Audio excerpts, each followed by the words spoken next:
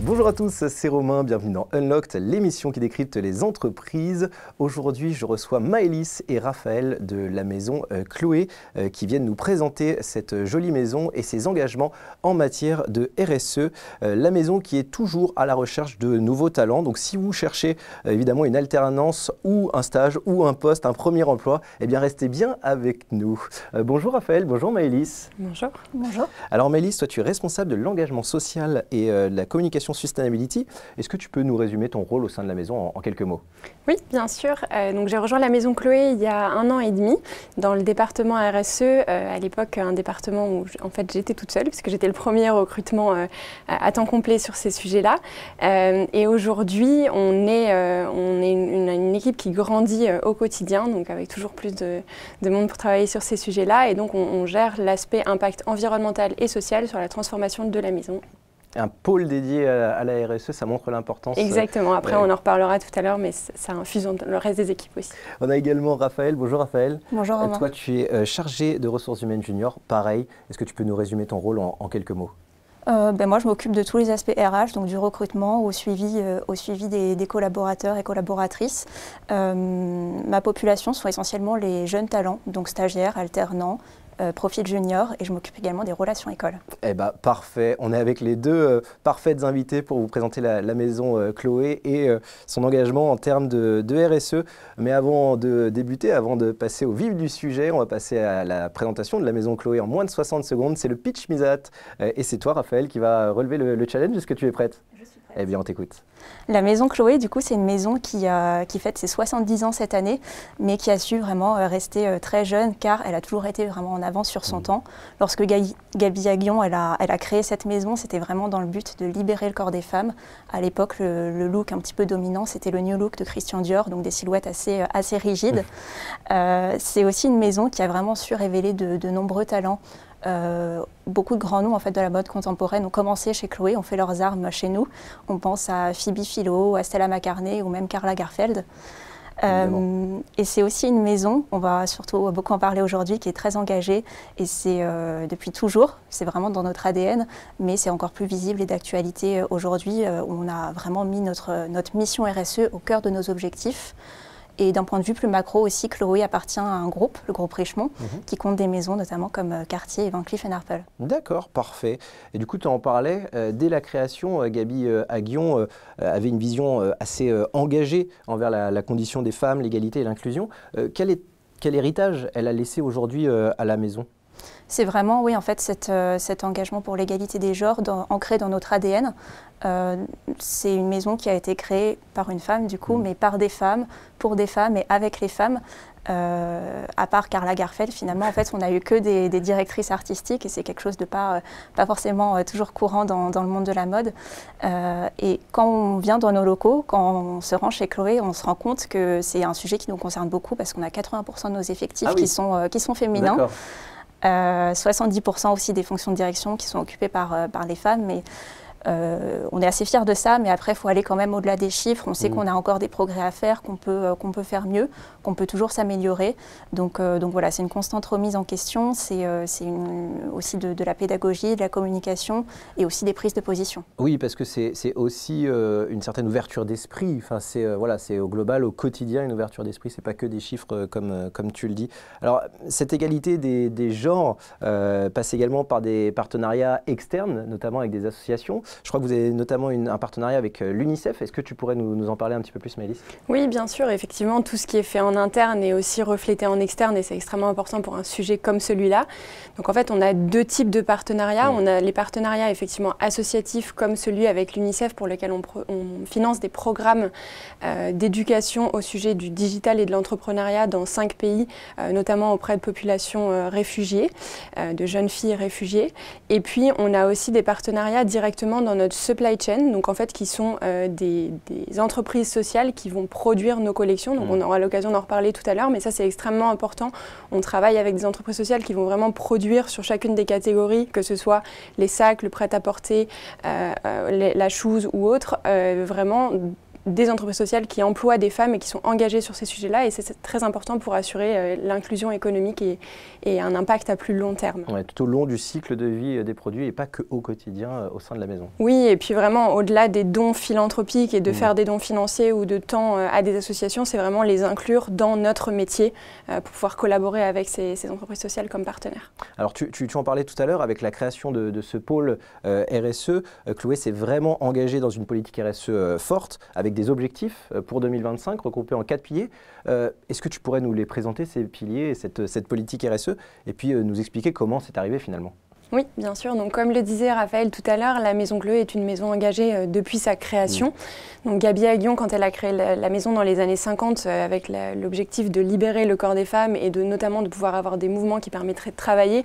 Aujourd'hui, ça paraît normal. Dans les années 50, ça l'était un petit peu moins. Donc, c'était déjà un engagement fort qui ne s'appelait pas encore RSE parce que le terme n'existait pas. Et aujourd'hui, on l'a transformé vraiment depuis ces 2 dernières années en une politique RSE et une politique de transformation. Et on a intégré aussi l'aspect environnemental, bien sûr, qui est au cœur des consciences aujourd'hui. Donc en fait, ce qu'on a fait, c'est qu'on a mis en place 2 choses. Un plan d'action, effectivement, sur 4 piliers. Donc le premier pilier, c'est le pilier People, qui correspond à nos équipes, donc tous les sujets de formation, de performance. Aussi, on a mis en place un programme de volontariat. Donc toutes les collaboratrices et collaborateurs bénéficient de 8 heures à utiliser auprès d'associations sur le temps de travail. Le deuxième pilier, c'est le pilier sourcing. Donc ça, c'est vraiment cœur à notre activité, à notre métier. C'est le choix des matières, comment choisir des matières qui ont un impact réduit sur l'environnement, mais aussi, comme je le disais à l'instant, travailler avec des entreprises sociales qui soient engagées dans nos partenaires de supply chain, et puis bien sûr les sujets de transparence et de traçabilité. Le troisième pilier, c'est le pilier communauté avec les partenariats associatifs, et le dernier, bien sûr, le pilier planète, la mesure de l'impact environnemental et l'amélioration de cet impact. Et pour encadrer tout ça et pour encadrer la transformation, on a fait le choix de la certification B Corp. Donc ça a été 18 mois de travail et on a obtenu la certification en octobre dernier. Et cette certification, elle permet à la fois de rester transparent et aussi de rendre compte en externe avec une certification et des audits externes de cette transformation, mais aussi d'encadrer nos priorités sur ces différents piliers. Et tout ça est regroupé sous le nom Women Forward, c'est bien ça? Alors Women Forward, c'est la mission d'entreprise, effectivement. Mission d'entreprise. Donc Women Forward vers un avenir plus responsable. Donc c'est vraiment l'idée d'avoir les femmes comme agentes de changement, comme moteurs de changement vers un avenir plus responsable, que ce soit pour la société ou pour la planète.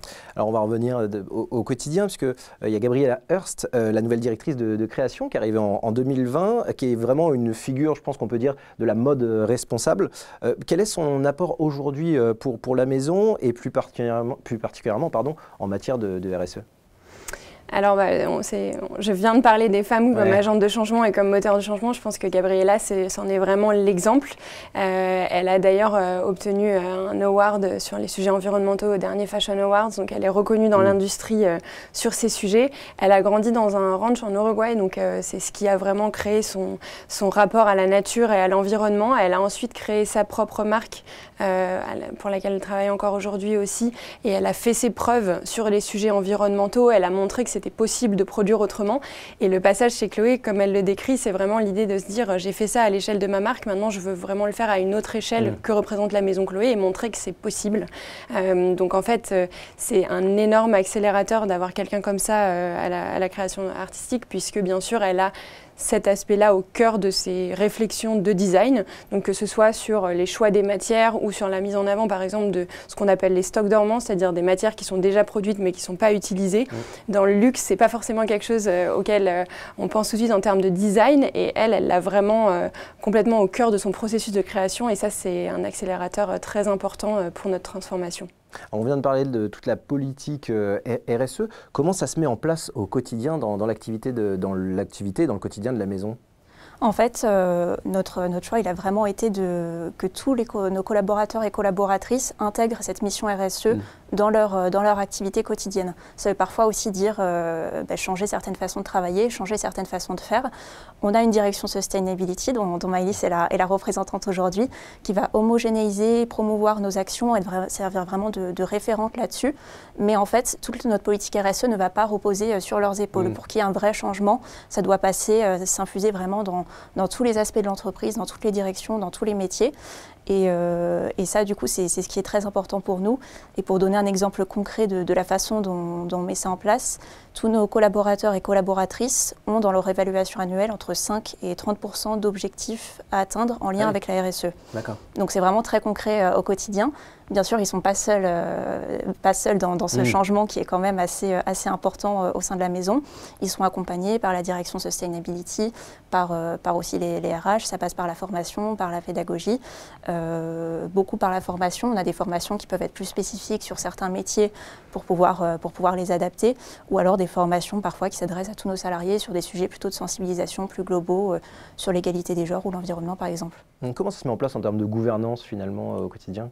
En fait, effectivement, comme le dit Raphaël, ce serait tout simplement impossible pour une équipe comme la nôtre en Sustainability de concentrer la transformation de toute une maison. Donc c'est très important que ce soit infusé dans toutes les équipes. Et pour ça, ce qu'on a mis en place, c'est qu'en fait, il y a un board de Sustainability qui est composé de plusieurs membres du COMEX et d'experts externes aussi pour vraiment rendre compte de nos objectifs, mais aussi d'un comité par pilier que je mentionnais tout à l'heure, donc People, Sourcing, Communities et Planète. Et dans ces comités-là, on fait intervenir des gens des différentes équipes pour que tout le monde soit intégré dans cette transformation. Et c'est ça qui est vraiment important pour qu'on arrive vraiment à des objectifs réels en termes d'impact. Alors, on parlait tout à l'heure de toute la chaîne de création d'un produit. Vous êtes aperçu chez Chloé que le plus grand impact environnemental provenait souvent des matières premières. Est-ce que toi, tu peux nous en dire un peu plus à propos d'un terme qui émerge, les matières à impact réduit, un terme que vous utilisez de plus en plus. Qu'est-ce que c'est? Oui, bien sûr. Peut-être deux éléments de réponse. Le premier, c'est vraiment sur la partie impact. En fait, chez Chloé, on a vraiment une vision qui est de dire, avant de vouloir améliorer un impact, il faut déjà le mesurer et savoir quelles sont nos premières sources d'impact. Pour ça, on a fait une étude d'impact environnemental qui est d'ailleurs disponible sur notre site et par souci de transparence pour que tout le monde y ait accès. Et cette étude a montré qu'effectivement, plus de 50% de notre impact venait en fait du choix des matières. Donc le premier chantier était vraiment là. Donc pour améliorer ça, on a travaillé avec de nouveau des experts en externe pour définir une liste de matières dont l'impact était réduit par rapport à d'autres matières. Et donc cette liste-là de matières qui ont un impact amélioré sur l'environnement, donc un impact réduit, elle est pareil, publié en externe et disponible, effectivement. Et c'est les matières de prédilection. Et on a aujourd'hui des objectifs pour les équipes produits d'utiliser au maximum ce type de matière-là. Et le terme d'impact réduit versus l'utilisation d'un terme comme des matières durables, des matières responsables, tout simplement, je te retourne la question, si je te demande ce que c'est qu'une matière durable ou une matière responsable, on n'a pas de définition. Donc par souci de vraiment, encore une fois, de transparence et de précision, parce que sur ces sujets-là, on a vraiment un enjeu de précision, un impact réduit, c'est quelque chose qui peut être mesuré. On peut mesurer l'impact d'une matière, mesurer l'impact d'une autre matière et dire, celle-ci, l'impact est réduit par rapport à celle-là. Durable ou responsable, je ne sais pas le définir, donc on essaye d'éviter l'utilisation de ces mots. Ok, parfait. Alors, on parle d'impact environnemental, mais il y a aussi, et tu en parlais tout à l'heure, un impact social, comme on pourrait l'appeler. Quelle est votre approche sur le sujet ? Bien sûr, les deux sujets vont vraiment main dans la main. Ça n'aurait pas de sens de travailler que sur l'un ou que sur l'autre.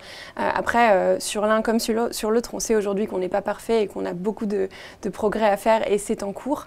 Mais c'est vrai que si on reparle du sujet des femmes, par exemple, dont on parlait tout à l'heure, on se dit souvent, mais quel est le rapport entre égalité des genres et environnement? En réalité, je te donne un chiffre comme ça, mais 80% des personnes qui sont amenées à être déplacées à cause d'une catastrophe liée au changement climatique sont des femmes. Et aussi, à l'inverse, il y a énormément de recherches qui montrent qu'investir dans l'éducation des jeunes filles et des femmes, c'est la première solution pour enrayer le changement climatique. Donc, il y a vraiment des liens extrêmement fins entre les sujets sociaux et environnementaux. Et donc, nous, sur les sujets sociaux, on a vraiment une approche en 3 temps. On fait des dons, bien sûr, financiers, la philanthropie. On donne aussi, on fait des dons de temps via le programme de volontariat dont je parlais tout à l'heure, en accompagnement les associations partenaires, et ensuite toute cette partie commande, donc c'est-à-dire vraiment travailler avec des partenaires dans la supply chain, parce que c'est ça à long terme qui aura un impact aussi de pouvoir permettre l'inclusion économique des femmes. Et puis les partenariats avec les associations comme l'UNICEF dont tu parlais tout à l'heure. De par son histoire, c'est vrai que la maison Chloé semble faire part belle à la jeunesse, en tout cas, voilà, est un peu révélatrice de talent. Tu nous en parlais tout à l'heure avec les différents créatrices et créateurs qui ont rejoint la maison à leur début. Qu'en est-il aujourd'hui? Tu as été bien placé pour nous en parler, puisque tu disais, hein, ta population cible, c'est les jeunes talents, qui nous regardent d'ailleurs aujourd'hui. Exactement. Moi, je m'occupe principalement des stagiaires et des alternants. C'est quand même une bonne population chez Chloé. C'est environ 40 stagiaires et alternants. Et un petit peu dans toutes les divisions de la maison. Donc, ça va du design, du marketing, de la sustainability, en e-commerce aussi, en supply chain. Et on a vraiment à cœur voilà, de continuer en tout cas cet aspect révélateur de talent qu'on a eu, de développer nos stagiaires, nos alternants, ce qui est un petit peu plus pratique quand on a une maison aussi à taille humaine avec des équipes assez resserrées. Ça permet de pouvoir offrir à nos jeunes talents des missions assez responsabilisantes assez rapidement. Les feedbacks que j'ai souvent aussi de nos stagiaires, nos alternants, c'est une communication qui se fait facilement entre les équipes. On ne reste pas, on va dire, dans son équipe juste avec son tuteur, on peut voir autre chose, on est facilement en contact avec le top management, donc c'est voilà, quelque chose d'assez fluide. Et ça passe aussi par garder le contact, voilà, avoir un suivi tout au long du stage et de l'alternance, mais aussi garder le contact pour la suite, pour après, parce qu'on a en fait beaucoup de collaborateurs et collaboratrices qui ont débuté dans notre maison en stage ou en alternance. Moi-même, j'ai débuté en alternance au sein de la maison. Et nos stagiaires, nos alternants constituent vraiment notre principal vivier de recrutement pour les postes juniors. Et même si parfois ça ne se fait pas juste après le stage, on peut avoir des personnes qui sont revenues finalement après un an après leur stage pour intégrer un poste chez Chloé. Donc on a beaucoup de personnes qui ont commencé par un stage en alternant et une alternance, ça reste vraiment pour nous une fierté en fait de voir nos talents évoluer et c'est quelque chose qu'on essaie de privilégier. Ouais, et puis en essayant de créer un petit peu une communauté de stagiaires et d'alternants, comment ça se passe quand ils arrivent au sein de la maison? Mais il y a une session d'induction, on va dire, une session d'intégration qui s'appelle le Devenez Chloé, donc assez parlant en lui-même. C'est vraiment introduire voilà, nos stagiaires, nos alternants à l'histoire de la maison, visite des magasins, et puis apprendre à se connaître aussi pour créer, comme tu le disais, une communauté. Après, voilà, c'est le même type de programme qu'on a que pour nos collaborateurs permanents. Donc pour vraiment intégrer au mieux nos stagiaires et nos alternants. Et donc on le disait en introduction, la maison est en permanence à la recherche de nouveaux talents. Qu'est-ce que vous allez rechercher concrètement? On a souvent des alternances à pourvoir. Là, il nous en reste encore quelques-unes pour la rentrée. Après, c'est vrai qu'on a aussi des stages, souvent en design, parfois 2 fois par an, avec les collections. On a aussi des stages à pourvoir en janvier qui sont, je pense, disponibles à la rentrée. Et si on parle des talents, à quel type de soft skills est-ce que vous allez faire attention vis-à-vis de ces nouveaux talents qui vont postuler? Je vais vous poser la question à vous deux. Nous, chez Chloé, on a ce qu'on appelle la Chloé Attitude. C'est vraiment, ça regroupe 5 soft skills qui pour nous sont vraiment les plus importants et sont communs un petit peu à toutes les fonctions. Ça définit qui nous sommes. Donc ces soft skills, on a l'entrepreneuriat, l'excellence, la créativité, l'esprit d'équipe et également l'impact positif dont on a beaucoup parlé aujourd'hui. Évidemment. Toi, qu'est-ce que tu vas chercher? C'est également pour les personnes qui voudraient rejoindre le pôle RSE? Moi, j'ai forcément un petit biais sur le dernier point évoqué par Raphaël, qui est l'impact. C'est sûr qu'aujourd'hui, comme on se l'est dit là au cours de la discussion, l'impact est quelque chose qui est important dans chacune des équipes. Donc ça ne veut pas forcément dire, parce que c'est un sujet qui est nouveau, auquel on n'est pas forcément formé encore aujourd'hui dans les différentes écoles et universités, parce que tout le monde tâtonne un petit peu. Donc ça ne veut pas forcément dire savoir exactement ce qu'il faut faire. Au contraire, c'est une certaine humilité, mais surtout une conscience de ces sujets-là. Avoir conscience de l'impact de l'industrie et vouloir être moteur d'un changement vers quelque chose de plus responsable. Pour venir conclure cette émission, j'aimerais à vous deux vous demander un petit mot pour les étudiants, les jeunes talents qui nous regardent. Allez, on va commencer par toi, Raphaël. Peut-être un conseil pour les candidats. Moi, je conseillerais peut-être de se renseigner bien sur la maison, de savoir chez qui on postule. C'est pas la peine de me rester l'histoire de la maison Chloé depuis sa création en 1952, on la connaît bien, mais j'aime bien demander aux candidats qu'est-ce que ça évoque pour eux, quelle est la valeur qui leur est plus importante, un produit qui les a marqués. Donc personnaliser un petit peu le lien à la maison, ça montre la motivation, j'ai envie de dire, de nous rejoindre. Parfait. Et puis se renseigner évidemment sur le quotidien de la maison, ça c'est hyper important. Si on veut rejoindre une maison, il faut y faire attention. Mais globalement, pour les entreprises, pour toutes les entreprises, voilà, pour toutes les entreprises, c'est un petit peu la même chose. Maëlys, un petit dernier mot également, un petit conseil pour les jeunes talents qui nous regardent. Oui, bah c'est vrai que quand on parle d'actualité, je pense que ce qui est vraiment important à avoir en tête en postulant chez Chloé, c'est que l'actualité de Chloé est liée à l'actualité et aux grands sujets qui animent aujourd'hui notre société. Et quand on voit la génération qui arrive sur le marché du travail aujourd'hui, on a une conscience énorme des sujets environnementaux et sociaux, et c'est très bien.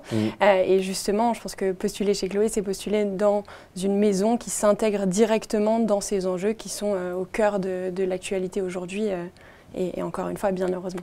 Eh ben, parfait. Merci beaucoup à vous deux d'être venus nous présenter la Maison Chloé et puis son engagement en termes de RSE. Merci, en tout cas, c'était très intéressant. Merci beaucoup. Merci à toi. Merci à vous tous de nous avoir suivis. J'espère que ça vous aura donné envie de postuler au sein de la Maison Chloé. En tout cas, si vous souhaitez postuler, rendez-vous sur le job board de Chloé ou alors sur la page Job Teaser de la Maison Chloé. Quant à nous, on se retrouve très bientôt pour un nouveau numéro d'Unlocked, évidemment, sur Job Teaser.